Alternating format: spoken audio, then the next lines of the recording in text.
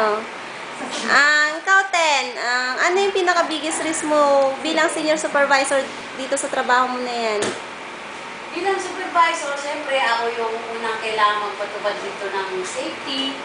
So, kailangan ako din yung unang sumunod. So, ginagawa ko, lalo na sa umaga, pagdating ko, chinecheck ko muna lahat yan, iniikot ko yan. Forecourt, hanggang sa quarters, hanggang sa pumasok na ako dito sa office, chinecheck ko lahat.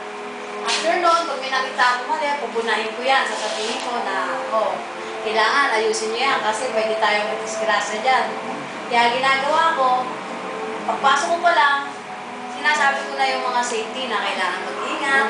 Kailangan natin gawin to kasi tayo rin ang madidisgrasya. Hindi lang tayo, pati customer. Pwede pa tayo magkaroon ng complaint dyan. Patay tayo kay Boss MR. Lagot ka. Lagot ka. Oh. Tapos,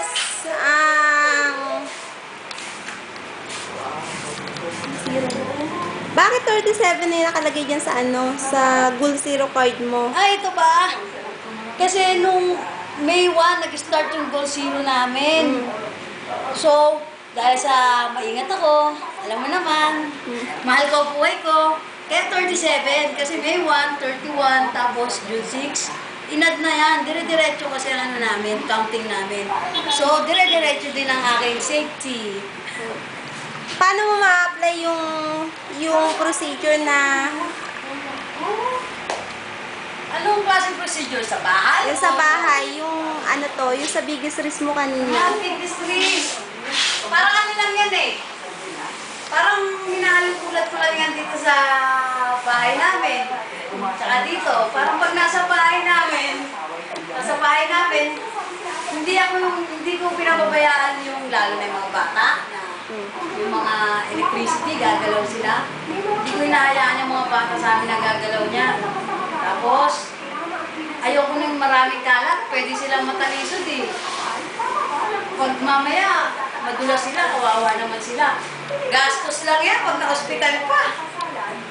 Kaya ayoko, kaya yung attitude ko sa bahay, dinadala ko yan dito sa trabaho. Gusto ko, gawin din, ayoko nang kumakalat.